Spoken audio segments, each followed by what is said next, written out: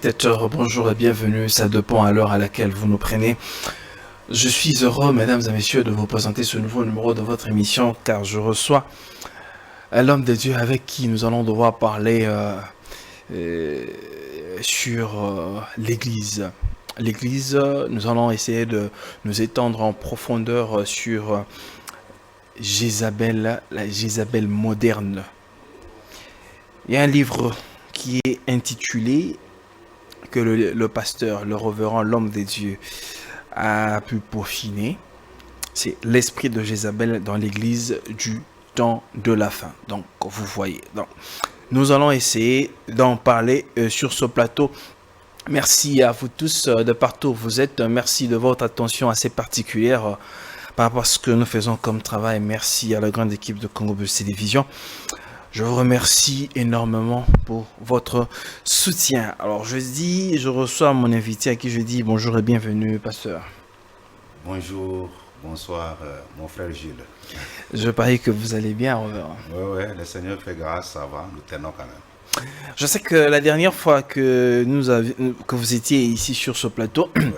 nous avions tenu une émission, mais nous avions promis aux téléspectateurs que nous reviendrons pour parler sur l'esprit de Jézabel dans l'église du temps de la fin.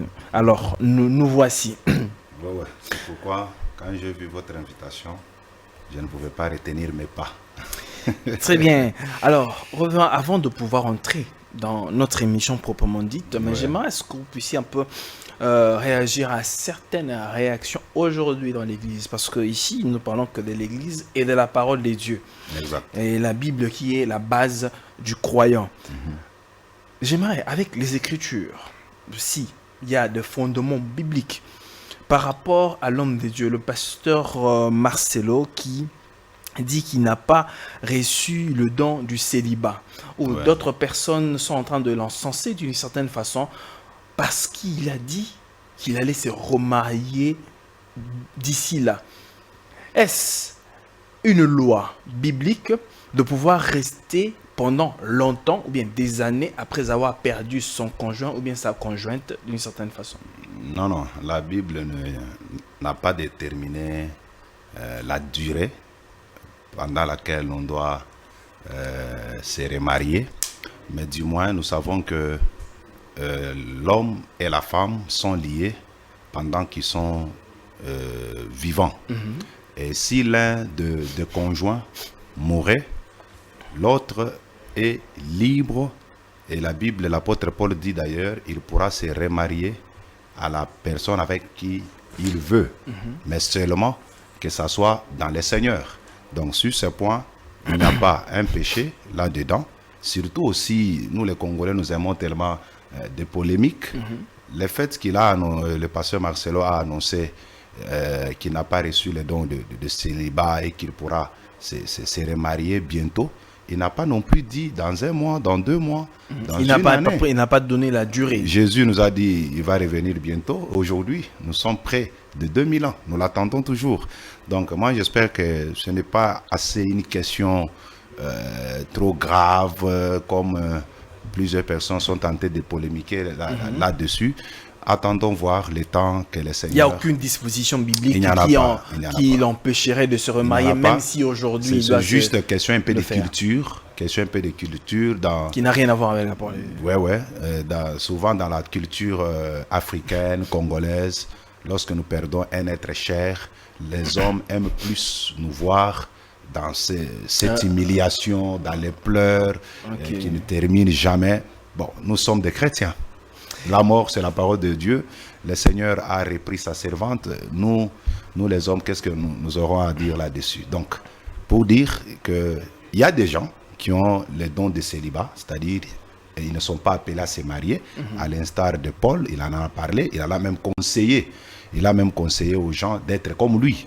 Mais il a dit, au lieu de brûler, vaut mieux se marier. Donc, si l'homme de Dieu trouve que en restant peut-être trop longtemps sans une femme, il pourrait être tenté, ainsi de suite.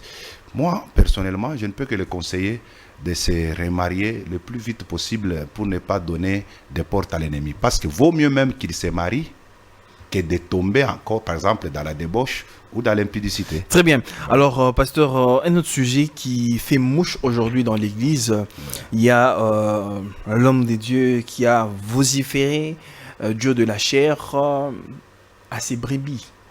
Ouais. Et il a dit encore quoi? il a dit certains propos qui ont choqué la toile. Ouais. Et l'opinion se pose des questions. Mhm. Et voilà, nous sommes à la lumière de la parole. Ouais. Avec les Écritures, apportez-nous un peu la lumière. Parce que l'homme de Dieu a dit que il n'y a aucune disposition biblique où on doit mettre une alliance de mariage et que ça n'était pas biblique. Ouais. Et que celui-là, dans son église, qui mettrait une alliance, il le chasserait de l'église. Encore, il a poursuivi pour dire, je ne veux pas que les femmes entrent dans mon église sans foulard. Et que toutes les femmes doivent couvrir leur tête. Et pour chuter, il a interdit aux femmes de mettre le pantalon, le port du pantalon dans l'église. Toutes ces choses. Et pour chuter, il a dit que celui qui ne le ferait pas, c'est mon église, je le chasserai. Bon. Quelle est votre réaction En fait, les Écritures?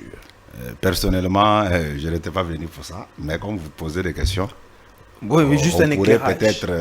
bon, d'abord, premièrement, nous devons savoir que le pasteur s'adressait à son église. Il s'adressait à son église, pas à toutes les églises. Alors, ce n'est plus l'église du Dieu vivant, mais son église à lui.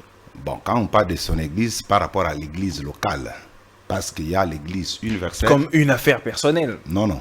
Je parle de l'église universelle et de l'église locale. Ok. Alors, il s'adressait à ses membres.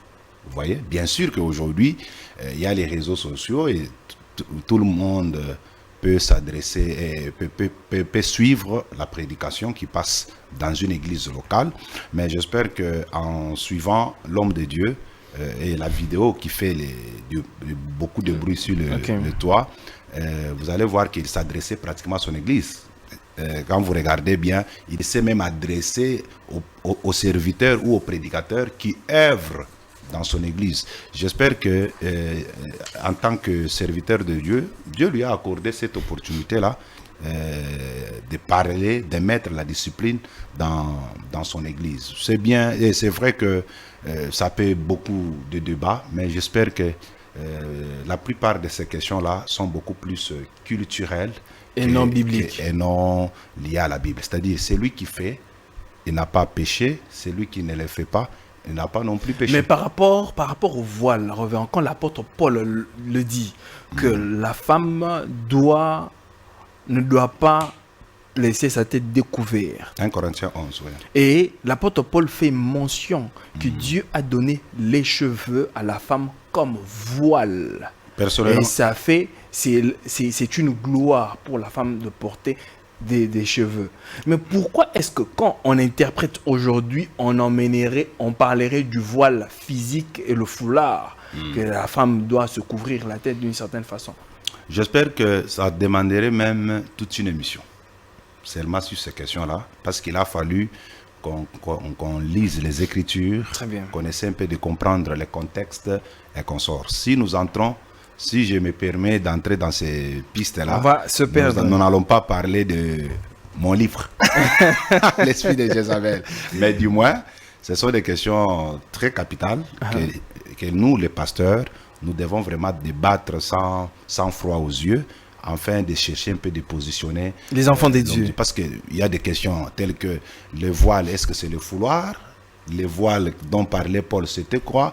Et on comparait même ces voiles-là à ce que font les musulmans ou les arabes. Donc ils couvrent toute la tête, tout le corps, ils laissent seulement les yeux. C'est ce que Paul parlait? Mais quand vous lisez 1 Corinthiens 11, quelque part, Paul parle de couvrir la tête. Donc ça va faire débat. Mais du moins, je suis disposé peut-être à une autre occasion, on pourrait en parler. Mais je sais que ce sont des points qui font partie de la doctrine chrétienne et chaque pasteur peut émettre un avis là-dessus, qui ne sera pas peut-être apprécié par tous les pasteurs aussi. Donc, ça fait débat. Très bien. Nous entrons dans notre émission du jour, mesdames et messieurs. Je vous promets que l'homme de Dieu, le pasteur Cédric Lukosa, nous reviendra pour, dans un bref délai, pour que nous puissions vraiment nous étendre dans une émission entière, essayer d'aborder vraiment ce sujet en long et en large et en profondeur avec les Écritures, comme nous sommes à la lumière de la parole. Alors aujourd'hui, nous abordons ce sujet, l'esprit de Jézabel dans l'église du temps. Dans les églises du temps de la fin. On parle, quand on va par exemple dans Apocalypse, on parle de l'église de Laodicée. Nous sommes dans l'église de Laodicée, comme nous avons plusieurs églises. Voilà. Alors, revenons pour ouvrir cette émission. Quelle est l'idée qui vous a poussé à peaufiner ce livre ici si magnifique, l'esprit de Jézabel dans les églises du temps de la fin? Alors, tout part par une écriture. 1 Timothée chapitre 4, le premier verset. L'apôtre Paul dit, l'esprit dit expressement que dans les derniers jours, plusieurs abandonneront la foi et s'attacheront à des esprits séducteurs et à des doctrines des démons. Vous allez voir là-bas, l'apôtre Paul parle de gens qui vont abandonner la foi. Et quand on parle de la foi là-bas, il s'agit de la foi comme doctrine. Donc plusieurs abandonneront la saine doctrine. Non seulement ils vont abandonner la saine doctrine, ils vont maintenant s'attacher aux esprits séducteurs et aux doctrines des démons. C'est pour te dire, dans les Écritures, nous voyons des esprits séducteurs et il y a aussi des doctrines des démons dans les églises aujourd'hui. Et parmi les doctrines qui ont été apportées par les pasteurs, par les hommes de Dieu. Ceux qui se réclament hommes de Dieu. Ah, ceux qui se réclament hommes de Dieu. Parce qu'en 2 Corinthiens chapitre 11, l'apôtre Paul dit qu'il y a des ouvriers aussi de Satan qui se déguisent en ouvriers de justice ou en ouvrier de Christ. Vous voyez un peu ça. Donc, il y a aussi, Satan s'est arrangé pour larguer dans les églises, j'insiste bien dans les églises parce qu'il s'agit des églises locales et non dans l'église corps de Christ, l'église universelle, parce que celle-là, elle ne sera jamais séduite, mais nos églises locales peuvent l'être. Alors, l'apôtre Paul parle des esprits séducteurs, mais il ne les a pas énumérés. Mais nous pouvons quand même constater dans les livres, par exemple, d'Apocalypse chapitre 2, dans l'église de Thyatire, l'apôtre Jean, il voit dans sa vision, la lettre qui est adressée à l'église de Thyatire, Dieu dit, ce que j'ai contre toi, c'est parce que tu as laissé la femme Jézabel, qui s'est dit prophétesse, enseigner et séduire mes serviteurs, afin qu'ils se livrent à la débauche et à l'idolâtrie. Vous voyez un peu ça. Donc, vous remarquez que la femme Jézabel se disait d'abord prophétesse. Elle enseignait et dans son enseignement, c'était pour séduire les hommes de Dieu afin qu'ils se livrent à la débauche et à l'idolâtrie. Vous allez remarquer que l'histoire de cette femme Jézabel n'a pas commencé dans l'église de Thyatire. Quand nous sommes par exemple en 1 Roi chapitre 16, c'est là où l'histoire de la femme Jézabel a commencé. Son père s'est nommé Etbal. Etbal était les prêtres pratiquement du dieu Astarté. Vous voyez? Et les cultes d'Astarté, c'était un culte qui amenait les gens à pratiquer ce qu'ils appelaient, eux, la prostitution sacrée. C'est-à-dire, les prêtresses d'Astarté pouvaient se mettre dans une relation, dans une prostitution avec les gens, et c'était ça leur manière de pratiquer leur culte. Donc, une prostitution, ils appelaient ça sacrée. Et certains historiens et commentateurs de la Bible disent même que c'était par cette prostitution-là, dite sacrée entre guillemets, que Jézabel a été née. Et quand cette femme est venue, malheureusement, le roi d'Israël, Akab, est entré en mariage avec elle. Et quand cette femme est entrée maintenant dans la vie du roi d'Israël, Akab, c'était ça le début de tous les maux et de la déchéance par rapport au culte en Israël. D'ailleurs, nous en parlerons. Mais plus tard, nous avons vu le prophète Élie s'élever pour maudire cette dame. Parce que là où il y a Jézabel, il y a toujours Élie. Ce sont deux esprits, ce sont deux personnages qui se battent toujours et qui se battront toujours. Élie a prononcé une sentence, un jugement contre Jézabel, et c'est arrivé même que Jézabel était morte, mangée par le chien. On arrivera. Alors, la dame est morte. Mais à notre grande surprise, en Apocalypse 2, dans l'église de Thyatire, on nous parle encore de la femme Jézabel. C'est pour ainsi dire, ce n'était pas seulement un personnage physique, mais Jézabel, c'est tout un esprit. C'est tout un esprit. C'est tout un esprit. C'est pourquoi, dans cet ouvrage, nous parlons de l'esprit de Jézabel. Parce que cet esprit, l'esprit n'a pas de corps, l'esprit n'a pas d'os, l'esprit n'a pas de sexe. L'esprit peut entrer dans une femme, tout comme l'esprit peut entrer dans un homme. C'est ce qui fait qu'aujourd'hui, beaucoup, on dit bien la femme qui se disait prophétesse. C'est-à-dire, elle s'est autoproclamée comme étant une servante de Dieu. Elle enseignait. Et aujourd'hui, beaucoup aussi de prédicateurs, des gens qui se nomment pasteurs, apôtres, prophètes, docteurs, évangélistes, ainsi de suite, certains sont aussi animés par l'esprit de Jézabel. Parce que l'esprit de Jézabel, c'est un esprit séducteur.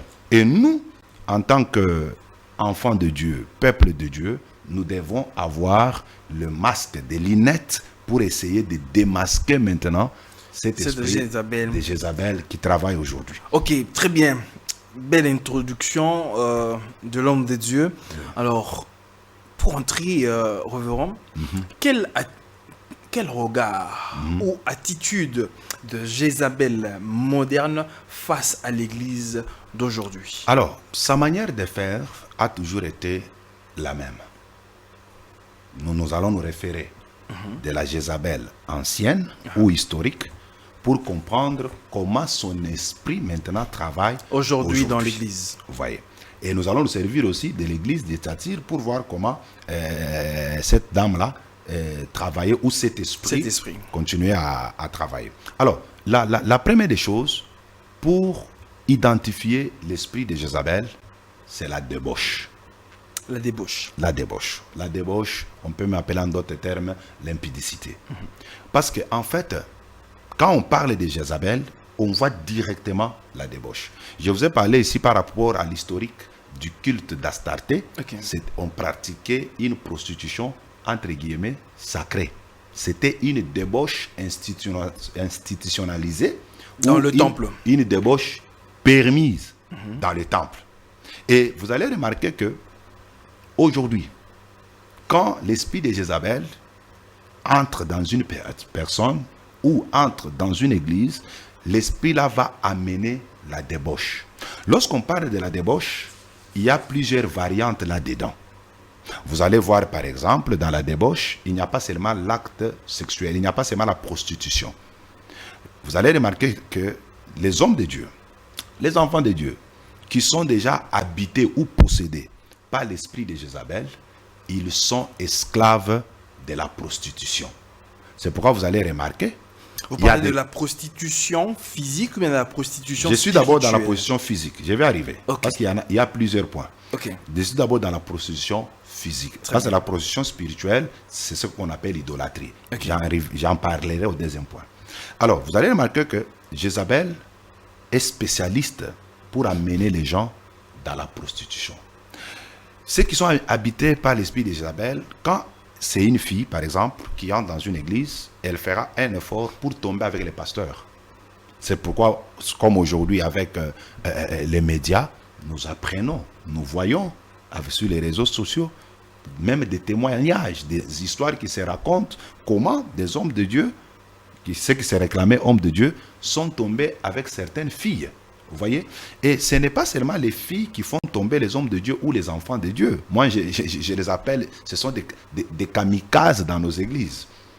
Il y a aussi des hommes qui font tomber aussi les filles de Dieu, qui les entraînent dans une prostitution, qui les entraînent pour ceux qui ne sont pas encore mariés, qui les entraînent dans la fornication. Vous voyez? Dans la débauche, nous voyons aussi les divorces. quand une église, quand un homme de Dieu, quand un enfant de Dieu est habité par l'esprit de Jézabel, l'esprit de Jézabel amène dans les églises les divorces. C'est pourquoi vous allez voir, les pasteurs, il peut divorcer le matin et puis il se remarie le soir. Vous pouvez voir aussi un enfant de Dieu, il divorce le matin et il se remarie le soir. C'est comme si, pour eux, la doctrine 1 Corinthiens 7 ne les dit absolument rien. Un enfant de Dieu, un homme de Dieu ne peut pas divorcer parce qu'il veut divorcer. La seule condition ou la seule permission que nous avons reçue de la part de Dieu de divorcer, c'est en cas, par exemple, d'infidélité. Alors, quand l'infidélité n'est pas prouvée, quelles que soient les raisons, on ne peut pas divorcer. Il y a toujours moyen d'arranger. Alors, l'esprit de Jézabel aussi, dans la débauche, là, il y a aussi la masturbation. Vous allez remarquer que beaucoup de jeunes, beaucoup même de mariés, ils sont insatisfaits. Vous allez voir les gens qui sont mariés, l'homme n'est pas satisfait de sa femme et il se lance dans la pratique de la masturbation. Tout ça, c'est l'esprit de Jézabel. C'est la débauche, c'est l'esprit de Jézabel. Quand quelqu'un est animé par cet esprit, ça va l'amener à la masturbation. Ça va l'amener, vous savez que dans la débauche, il y a aussi même l'ivrognerie. L'ivrognerie fait partie aussi de la débauche. Vous allez voir, aujourd'hui, la plupart des gens qui s'appellent hommes de Dieu chrétiens, ils encouragent même la prise de l'alcool. Je crois, vous êtes journaliste. Il n'y a aucune disposition aussi biblique qui interdirait de prendre... Personnellement, dans les livres, j'ai donné beaucoup d'écritures dans lesquelles les seigneurs... Dans l'Ancien et le Nouveau Testament, où on interdit de prendre l'alcool. Exactement, il y en a beaucoup. La Bible nous interdit d'ailleurs même de regarder. Ne vous enivrez pas. La Bible dit même de ne pas regarder le vin. Regardez seulement le vin qui paraît d'un bon rouge.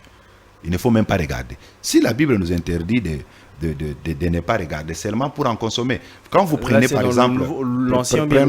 Je suis dans l'Ancien Testament.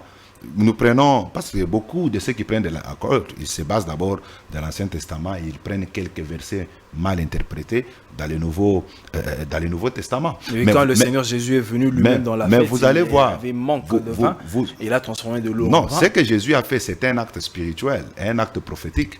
C'est pourquoi vous allez remarquer, en Jean 2, lorsqu'il a changé l'eau en vin, son objectif, ce n'était pas que les gens s'enivrent. L'objectif, ce n'était pas que les gens prennent. Mais à la fin, vous allez voir que les gens ont cru en lui.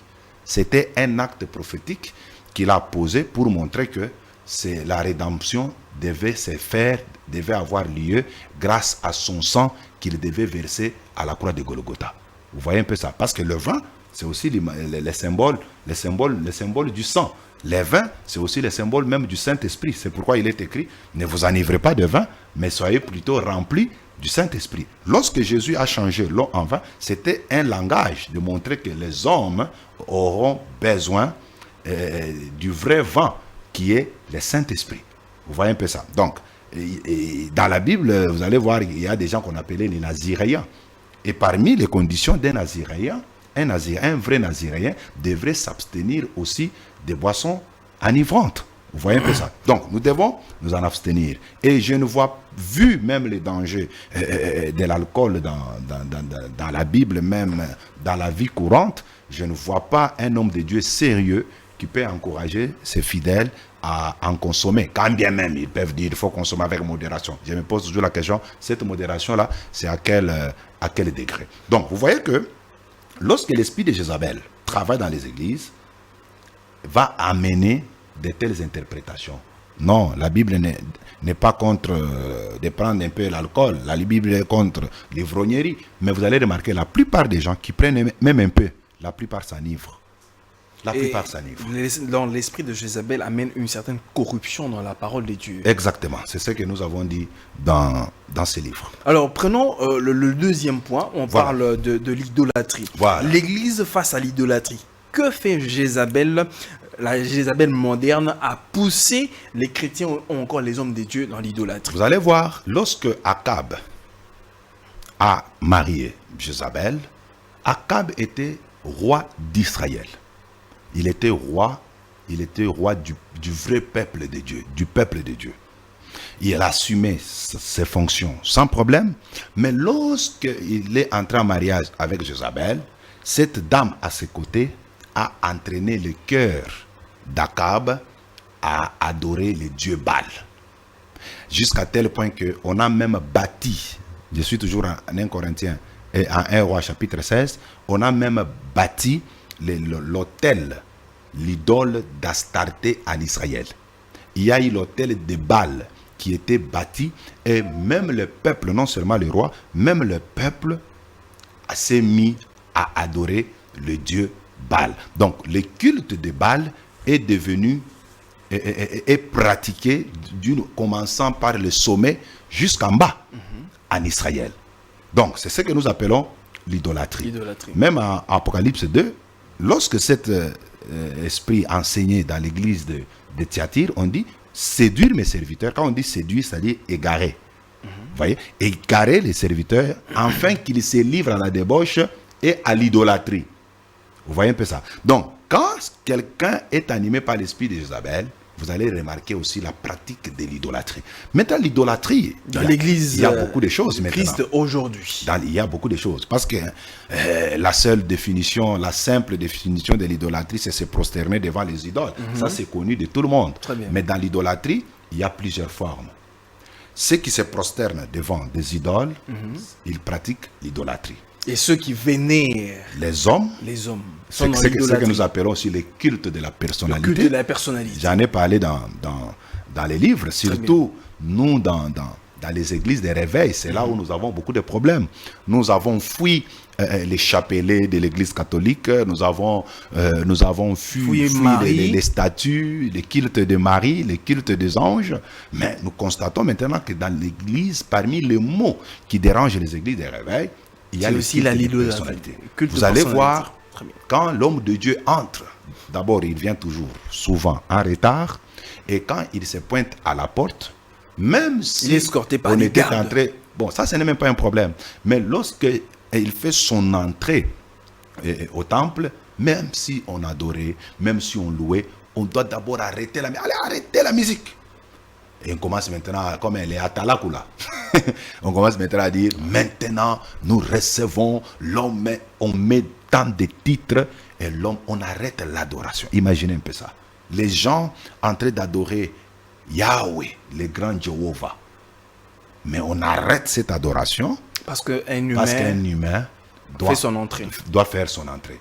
Et dans l'équipe de personnalité, vous allez voir que les hommes de Dieu font un effort pour que leurs images soient imprimées, soient calquées dans les pensées de leurs fidèles. C'est pourquoi vous allez voir, vous allez trouver même dans une église une grande photo du prophète, une grande photo de l'apôtre, une grande photo de l'évangéliste. Jésus. Et qu'en est-il du fauteuil? Parce que quand on va dans l'église, normalement, cette place-là devrait être la place du Seigneur. On voit un gros fauteuil là. Le Seigneur ne viendra pas s'asseour dans le trône là des gros fauteuils. Ouais, mais il s'assoit dans le cœur. Oui, mais du moins, mais ce gros fauteuil là. L'Écriture n'en a pas parlé, mais du moins on doit être modeste. Un peu de modestie. Vous voyez, dans tout ce que nous faisons, de sorte que nous ne puissions pas prendre la place du Seigneur. Regardez par exemple dans l'église de Pergame. En Apocalypse, c'est toujours 2. Dieu dit, ce que j'ai contre toi, c'est que là chez toi, il y a le trône du diable. C'est-à-dire, aujourd'hui, le trône du diable est dans les églises. Maintenant, nous posons la question, trône du diable veut dire quoi? C'est-à-dire, il y a un gros fauteuil, comme vous avez dit, où Satan viendra s'asseoir. Non. Le trône du diable, c'est le règne du diable. Et les règnes du diable, nous les voyons aussi par certains actes parmi lesquels il y a aussi de l'idolâtrie, il y a aussi des cultes de la personnalité. C'est pourquoi vous allez voir, aujourd'hui, les gens, au lieu de prier au nom de Jésus, comme il nous a été recommandé en Jean 14, Jean 16, aujourd'hui nous prions au nom du Dieu de l'homme de Dieu, le Dieu des. C'est comme une fois, je suivais la télé, il y a quelqu'un qui vient donner un témoignage. Je donne un témoignage au nom de Nzambe Yasikatenda. Bon, c'est vous qui avez cité les noms. Moi, je ne vais pas citer. Au nom du Dieu de Barouti. Moi, je ne suis pas dans les noms. Mais du moins. Au nom du Dieu de l'apôtre. Voilà. Vous voyez un peu ça. Si le nom du Dieu de tel son nom est Jésus. Pourquoi ne pas parler que Jésus m'a guéri? Mais on doit faire entrer un peu le nom du pasteur. C'est une manière de vénérer l'homme de Dieu. Oui, oui. Ce sont des pistes de séduction. Vous voyez un peu ça. Et nous, les enfants de Dieu, les hommes de Dieu, nous devons faire attention avec ça. Parce que c'est l'esprit de Jézabel. Parce que quand Jézabel est là, elle court derrière les titres. Vous voyez, regardez aujourd'hui, on peut appeler ça comment? Tritromanie, après. La titromanie. Voilà. Il y a un peu cette guerre-là des titres. Vous allez voir quelqu'un, il était frère. Après, quand il commence pas à prêcher, on le pompe c'est évangéliste. Après quelque temps, pasteur. Prophète. Après, prophète. Après, et les hommes de Dieu ne veulent plus qu'on maintenant, il quitte même au nom de apôtres, prophètes. Il devient maintenant des prophètes majeurs, des apôtres majeurs. Il quitte là-bas, il devient des bishops. Après, archbishop. Ce qui manque maintenant aujourd'hui, c'est porter seulement le nom des papes. Vous voyez un peu ça. Tout ça, c'est quoi? C'est l'esprit de Jézabel. C'est pourquoi les vrais hommes de Dieu, les enfants de Dieu, ils doivent lire beaucoup cet ouvrage. Ça va beaucoup oindre leurs yeux afin qu'ils discernent ce qui est en train de se passer. Qu'en est-il alors de l'appellation Daddy qui est très courant aujourd'hui? Est-ce que ce ne serait pas aussi le culte de personnalité? Les pasteurs ne veulent plus qu'on les appelle des pasteurs ou bien bergers. Vraiment. Révérends. Mais ils veulent plutôt qu'on les appelle Daddy. Même révérend là, ça fait peur. Révérend là, là-dedans, dans les révérends, il y a vénéré. Vous voyez un peu ça. Donc, vous allez voir, ce sont des titres qui énervent à un certain moment les hommes avisés. Vous voyez. De préférence, vaut mieux qu'on reste frère, qu'on soit pasteur. Mais les pasteurs d'aujourd'hui, quand vous l'appelez frère, c'est comme si vous l'humiliez. Moi, à l'église, jusqu'aujourd'hui, j'ai des gens qui m'appellent frère Cédric et je suis à l'aise. Une fois, une petite histoire. Une fois, une petite histoire. Oui. Je parlais avec un prophète au téléphone. Oui. Je disais, bon, frère X, je ne veux pas citer son nom ici comme il est connu. Oui. Frère X, tout ça. Non, je ne suis pas frère, je suis prophète. Appelez-moi prophète. Donc, il a refusé que je l'appelle frère. Donc, souvent, c'est l'esprit de Jézabel qui amène même l'orgueil dans les hommes de Dieu. Ce sont des choses que nous condamnons. Développons beaucoup plus l'humilité, qu'on développe beaucoup plus le sens de s'effacer et de laisser Christ croître au travers de nous et au travers de nos ministères. Alors, comment est-ce que la Jézabel moderne, l'esprit de Jézabel, pousse le peuple, encore l'Église ou les croyants, à l'abandon de l'alliance, voilà, qui est le socle en fait de la parole de Dieu. Ça, c'est le troisième pilier de l'esprit de Jézabel. Je suis en 1 Roi, chapitre 19, le verset 10. C'est Élie qui pleure. Il dit, Seigneur, ton peuple a abandonné l'alliance. Il pleure, il s'inquiète. Pourquoi le peuple a abandonné l'alliance? Mais le peuple n'a pas abandonné l'alliance par lui-même. C'est parce que Jézabel les a poussés à abandonner l'alliance. Quand vous lisez toute la Bible, vous allez voir qu'il y a environ 8 grandes alliances qu'on peut appeler les alliances divines. La première alliance, c'est l'alliance en Éden. Ça, c'est une alliance avant la chute d'Adam. La deuxième alliance, c'est l'alliance avec Adam déchu, c'est-à-dire après que Adam est tombé dans les péchés. La troisième alliance, c'est l'alliance avec Noé, après qu'il soit sorti de l'arche, qui avait pour signe d'ailleurs l'arc-en-ciel. La quatrième alliance, c'est l'alliance avec Abraham, qui avait pour signe la circoncision. La cinquième alliance, c'est l'alliance de Moïse, ou l'alliance mosaïque. Vous voyez un peu ça? Qu'on peut appeler, en d'autres termes, l'ancienne. En fait, on peut parler même de l'ancienne alliance. Je suis déjà en Exode 19. Vous voyez? La cinquième alliance, c'est l'alliance palestinienne, l'alliance lorsque les enfants d'Israël devraient entrer dans la terre promise, parmi lesquels ils ne devaient pas suivre ou adorer les dieux des Cananéens. Vous voyez? Et cette alliance-là avait, je crois, pour signe les sabbats. Et la sixième alliance, c'est l'alliance avec David, avec la maison de David. Et aujourd'hui, nous sommes dans la nouvelle alliance. Maintenant, lorsque Jézabel vient, Jézabel va pousser le peuple de Dieu à abandonner l'alliance divine.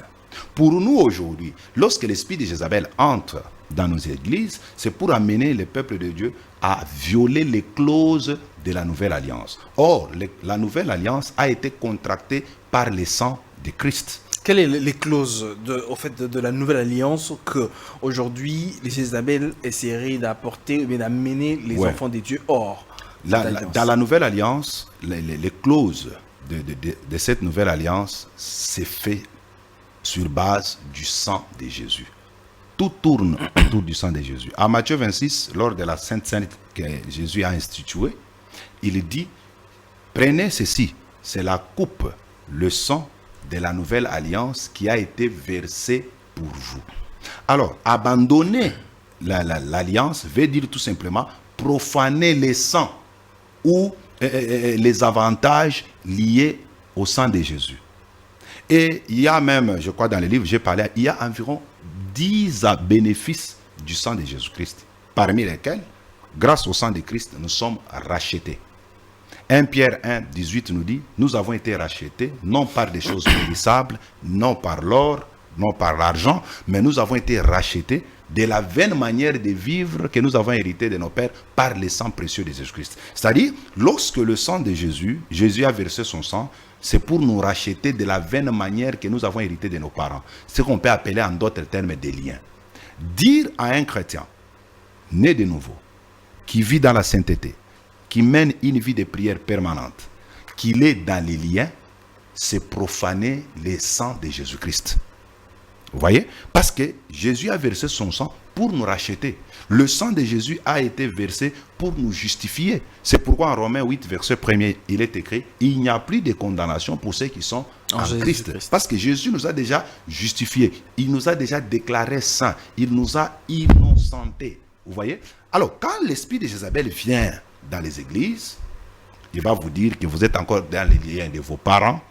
Il va vous dire que vous n'êtes pas sauvé totalement, alors que le salut, c'est un acte total. Donc disons peut-être les liens familiaux là n'existent pas, comme d'autres églises prétendent. Les liens de famille apporter existent.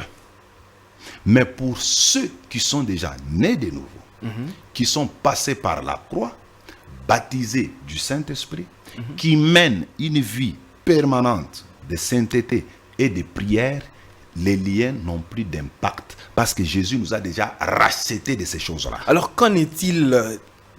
Une petite parenthèse, oui. On l'ouvre et puis on la referme très vite. Pour ces personnes-là, oui, cette personne-là est née de nouveau. Oui. Il a reçu le Seigneur Jésus-Christ dans sa vie, il est baptisé du Saint-Esprit, mais continue à vivre certains points sombres dans sa vie.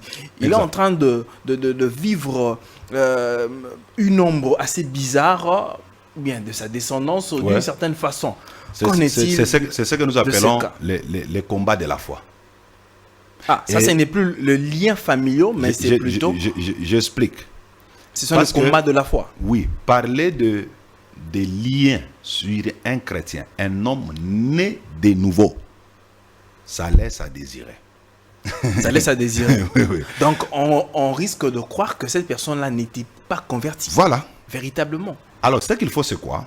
Lorsque un enfant de Dieu, parce que vous pouvez me suivre, mais vous êtes en train de vivre des choses qui ne sont pas bonnes par rapport à votre vie. La première des choses, ne crois pas que tu es dans les liens. Mais il faut accepter d'affronter ces choses-là par la foi et par la prière.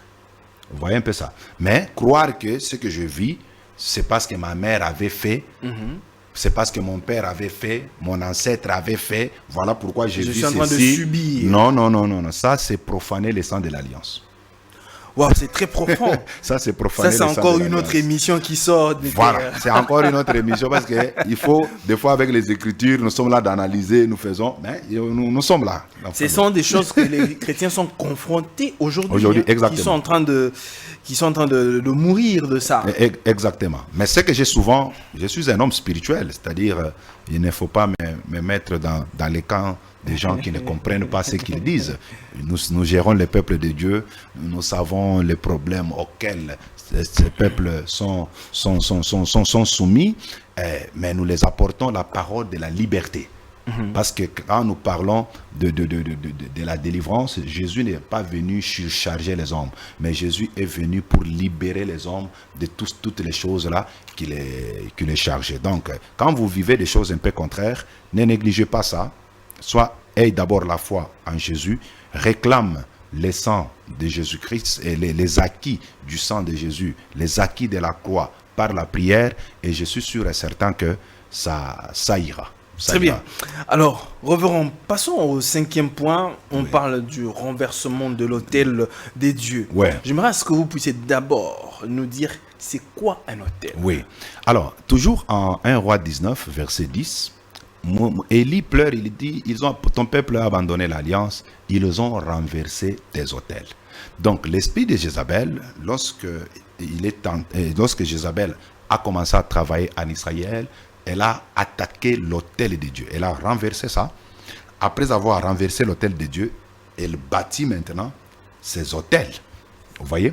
Quand on parle de l'autel, en fait, c'est un lieu de rencontre. C'est un lieu de sacrifice. Et aujourd'hui, dans un terme simple, l'autel, c'est le lieu de culte. C'est là où il se passe la rencontre entre Dieu et l'homme. Vous voyez un peu ça? C'est ce que nous appelons autel. C'est ce qui s'était passé au temps de Jézabel. L'autel de Dieu renversé, c'est-à-dire il n'y avait plus encore la possibilité à ce que Dieu vienne rencontrer le peuple. Vous voyez? Et c'est comme ça que Jézabel a bâti l'autel de Baal, a bâti aussi l'autel d'Astarté. Et il y avait des prophètes tout autour de cet autel qui servaient pour entraîner les peuples pratiquement à l'idolâtrie. Maintenant, aujourd'hui, j'ai comparé l'autel là à l'église, au lieu de culte. Vous voyez, aux églises locales. Vous allez voir que Jézabel ne tolère pas le vrai culte. Adorer Dieu, Jézabel ne vous permettra pas. Jézabel voudra à ce que tu adores l'homme, que tu adores la créature, que tu adores Satan, que tu adores les démons. Comme vous venez de parler de l'idolâtrie. Exact. Ça marche pratiquement de pair.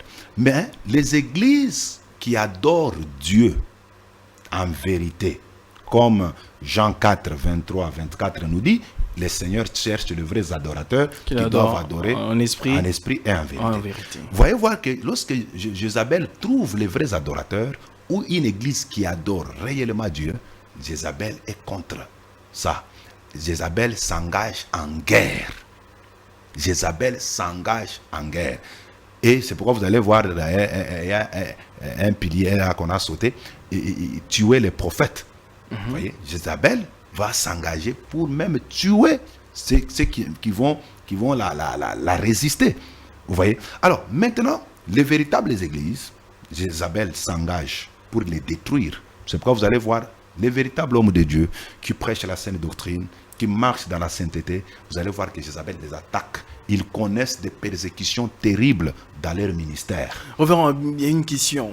Est-il aussi possible qu'une église locale qui croit servir réellement Dieu, mais être en dehors de sa volonté? Oui. Donc, les personnes sont tellement sincères. Ils pensent vraiment servir le Seigneur, mais en réalité, selon les Écritures, ils sont en dehors de sa volonté. Les 7 églises d'Asie que nous avons citées au début ici, Éphèse, Smyrne, Pergame, Thyatire, Sardes, Philadelphie, Laodicée. Quand vous prenez Pergame, vous prenez Thyatire, c'était des églises locales. L'ange là qu'on appelle, c'était le pasteur qui était là. Il servait le Seigneur.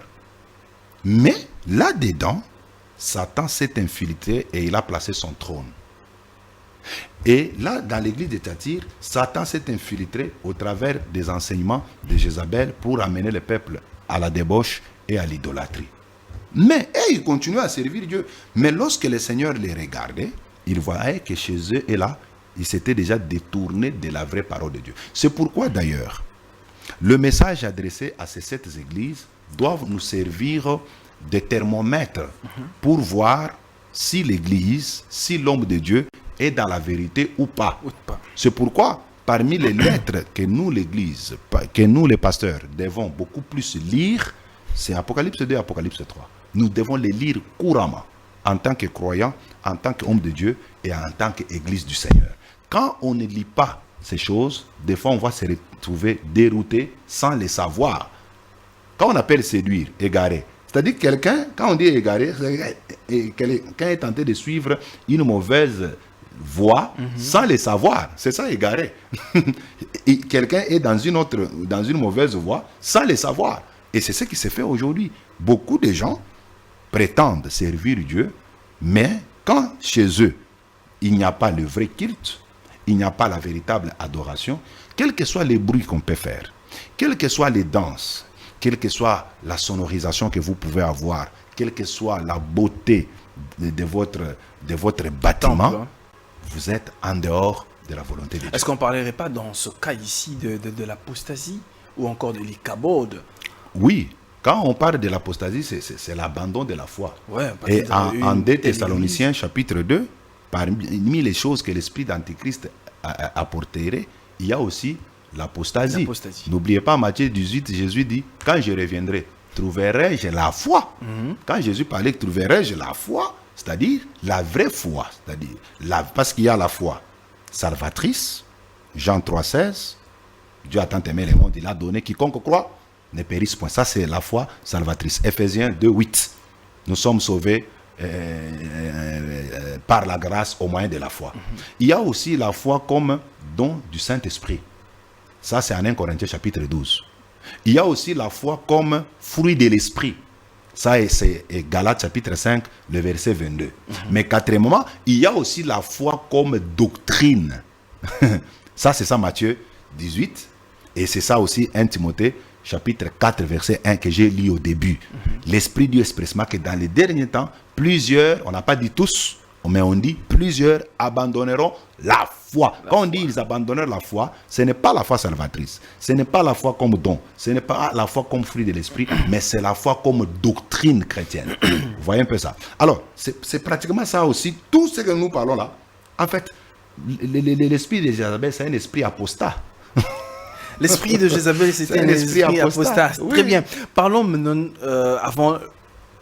avant un dernier point très intéressant, oui. Je vous demanderai vraiment d'attirer beaucoup d'attention parce que c'est un point très capital qui fait couler beaucoup d'encre de salive dans les églises aujourd'hui.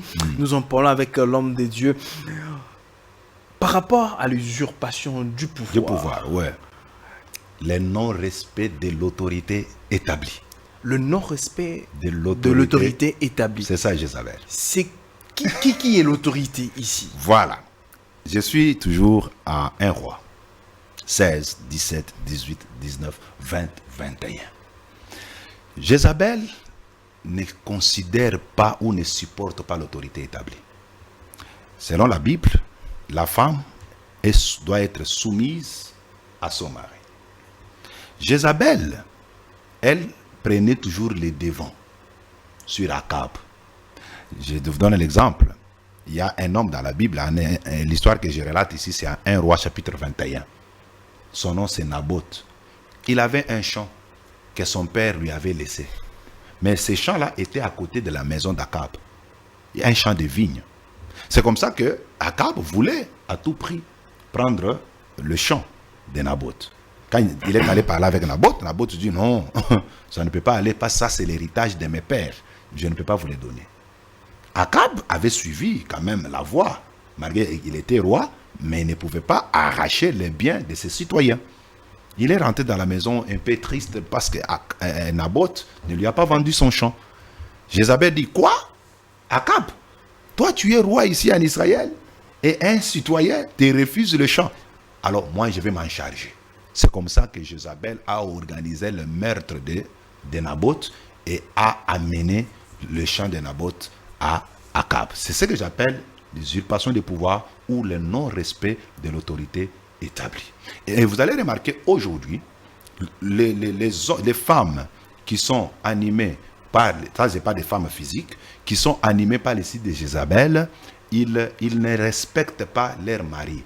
Ils ne se soumettent pas à leur mari. Regardez, dans notre loi, il y a ce qu'on appelle la loi maritale. Dans l'ancienne loi maritale, avant que la femme aille travailler, elle devait demander l'autorisation, la lettre d'autorisation de son mari. Mais vous savez que dans la nouvelle loi, les femmes congolaises ont milité pour que cette disposition soit changée. Et aujourd'hui, la femme peut aller travailler sans demander l'autorisation de son mari. Vous allez remarquer que même la plupart des lois qui sont votées dans le monde, on est tenté de dépouiller l'homme de son autorité.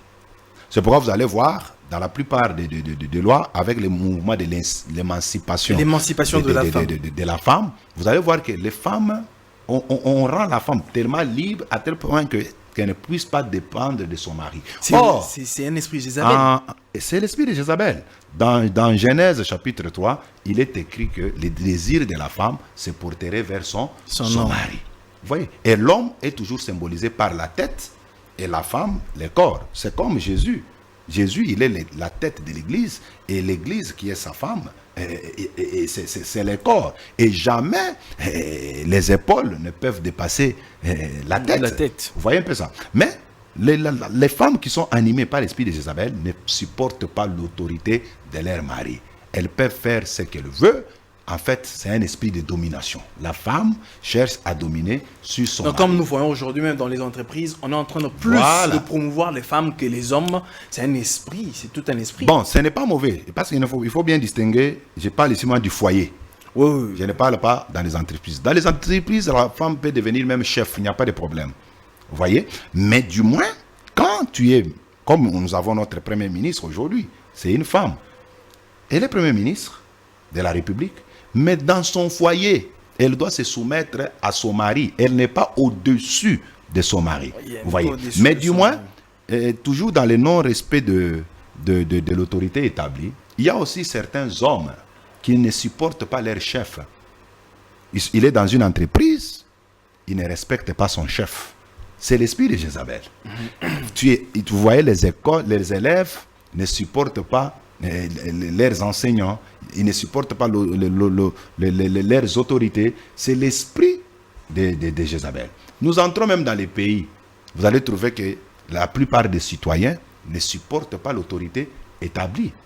Vous allez voir, la plupart des citoyens sont toujours en conflit avec les autorités. Ce sont des marches, l'autorité peut dire ceci, lui il fait autre chose. Tout ça, c'est l'esprit de Jézabel qui amène les citoyens à ne pas respecter les autorités établies. Alors qu'en Romains 13, l'apôtre Paul parle que nous devons respecter l'autorité établie. Parce que toute autorité vient de Dieu. Très bien. Parlons maintenant à l'avant-dernier point pour devoir chuter. Oui. Le dénigrement au culte de la beauté. Waouh, les déguisements. Le déguisement, excusez. Voilà. Le déguisement au culte de beauté. Vous allez voir que Jézabel, lorsqu'elle fouillait, on en parlera au dernier point comme vous avez dit, elle était forte dans les maquillages. Lorsqu'on venait pour l'arrêter, elle s'est déguisée. Elle a mis des rouges à lèvres. Des fards à joues. Elle a mis cabello. Vous voyez un peu ça? Elle a mis le crayon, elle a mis les cils. Donc, quand vous la regardez comme ça, vous ne pouvez pas savoir que... Mais pasteur, on risque de vous attaquer. On dirait que c'est un branamiste. Ah non, c'est la parole de Dieu. C'est la parole de Dieu. Parce que c'est les branamistes qui défendent. Non, c'est ça le mal des églises aujourd'hui. On cherche à lier la vérité à un groupe religieux. Ou à une doctrine. Vous voyez un peu ça? Non, quand vous prenez 1 Timothée, chapitre 2, à partir du verset 9, on nous a détaillé comment une femme chrétienne doit s'habiller. Elle doit s'habiller avec décence. La femme chrétienne doit s'habiller avec modestie. Quand vous êtes à 1 Pierre chapitre 3, l'apôtre Paul dit, et l'apôtre Pierre dit, au-delà de cet aspect extérieur que la femme doit avoir, c'est-à-dire les cheveux non tressés, ne porte pas de l'or et consort, elle doit ajouter aussi la vertu du cœur. C'est-à-dire, elle doit être une femme vertueuse. Son cœur doit être bon. Son caractère doit être bon. Mais du moins, vous allez remarquer que ce que la Bible condamne, c'est l'exagération. Vous voyez un peu ça? Il ne faut pas se maquiller d'une manière exagérée. Que les femmes... C'est pas mauvais de se maquiller. On peut se maquiller, mais ne pas exagérer. Il ne faut pas trop ressembler aux prostituées. Aux prostituées. Faites quand même quelque chose pour se faire belle. Qui te permet quand même de se garder un peu naturel. Vous voyez un peu ça? Vous pouvez ajouter des petits trucs, mais du moins que cela ne vous amène vous déforme pas. à ressembler aux femmes mondaines, aux prostituées et consorts. Même l'habillement, vous avez parlé ici des pantalons. Vous n'allez pas voir dans la Bible une écriture qui dit on parle de pantalons. Non, mais la Bible parle de l'habillement décent. Et la décence aussi, des fois, c'est défini par rapport aux cultures.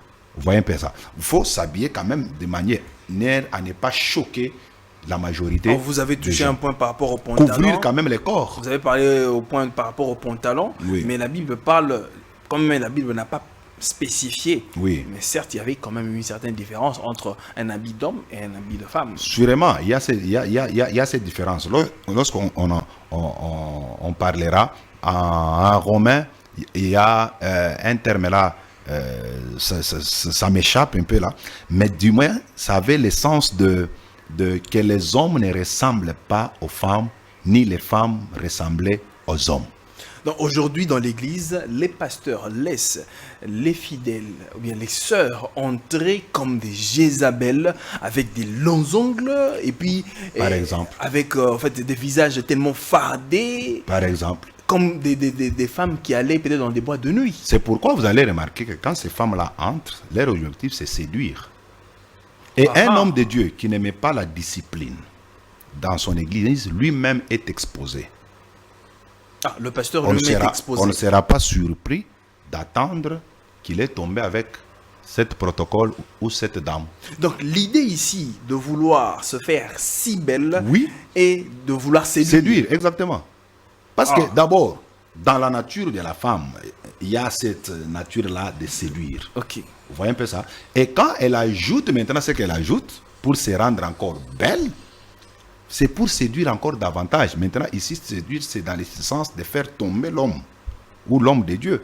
N'oubliez pas en Genèse chapitre 6, on dit bien les anges, ils ont vu que les filles des hommes étaient devenues belles, et les anges sont tombés avec les filles des hommes. Là, c'est encore un autre Je sais que c'est un sujet. débat, oui, oui. Il y a ceux qui parlent que les fils de Dieu, là, il ne s'agit pas des anges, il s'agit de la descendance d'Abel, des Seth plutôt, et qu'on sort. On en parlera. Mais du moins, certaines écritures, même dans la Nouvelle Alliance, semblent montrer que c'était des êtres spirituels.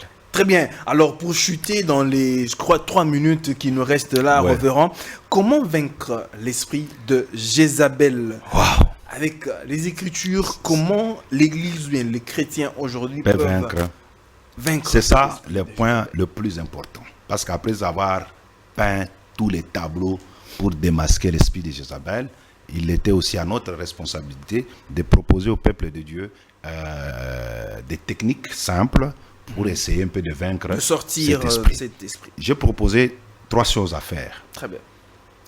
Comme nous parlons de l'esprit de Jézabel, la première des choses, pour vaincre l'esprit de Jézabel, il faut aussi avoir l'esprit d'Abdias.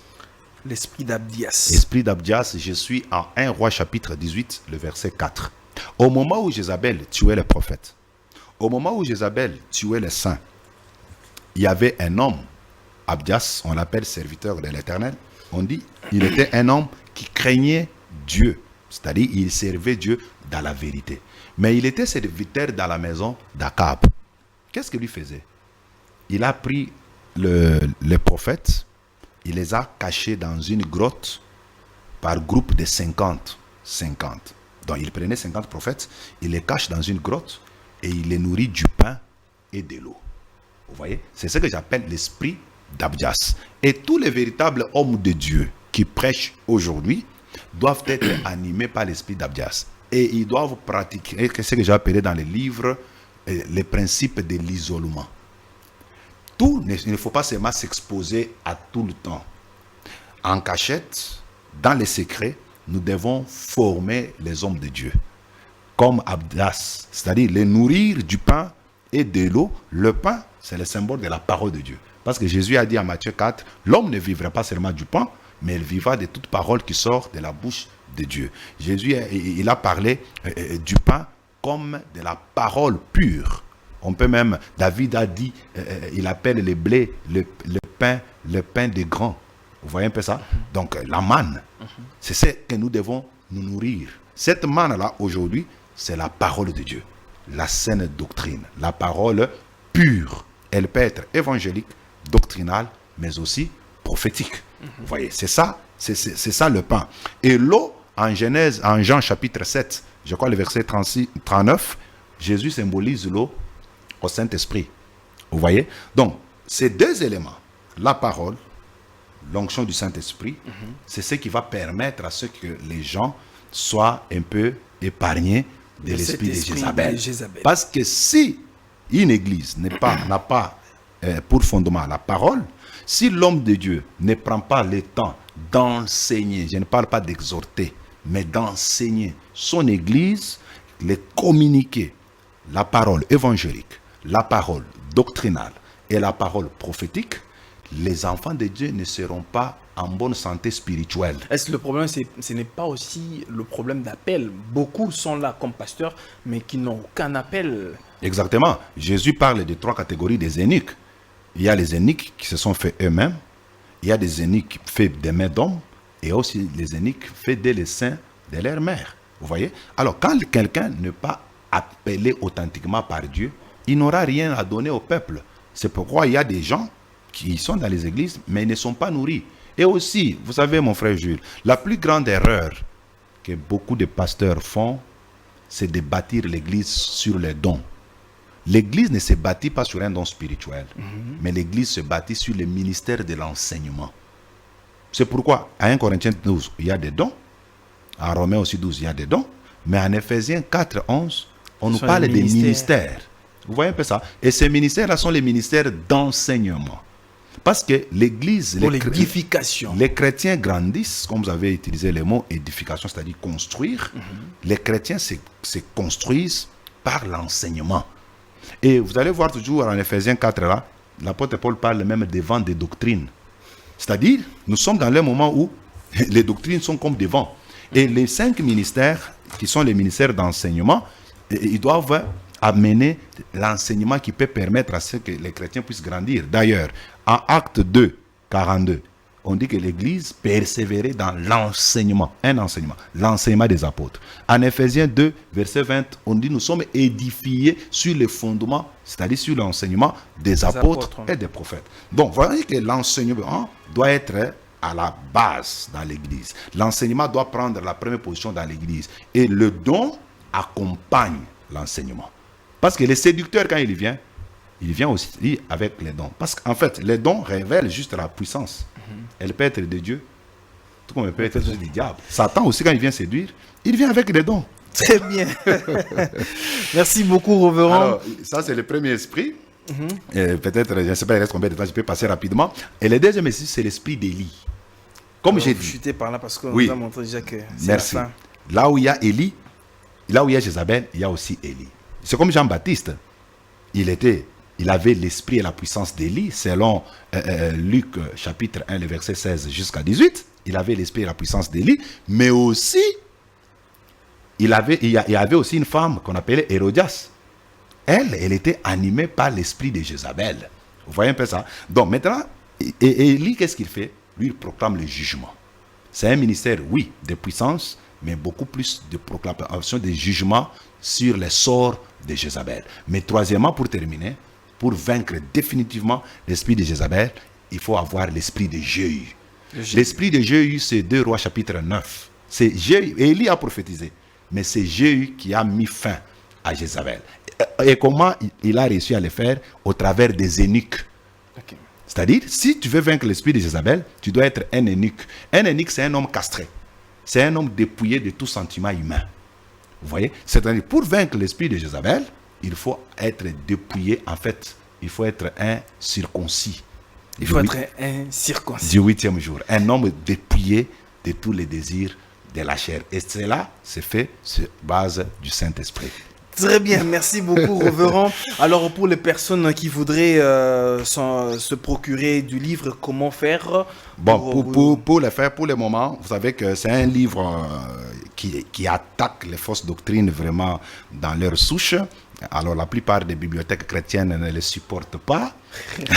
C'est comme ça que jusqu'à présent, nous faisons la vente à domicile, si je peux le dire ainsi. Alors, c'est mieux de nous appeler au 085 124 98 08. 085 124 98 08. C'est un numéro sur WhatsApp. Appelez-nous.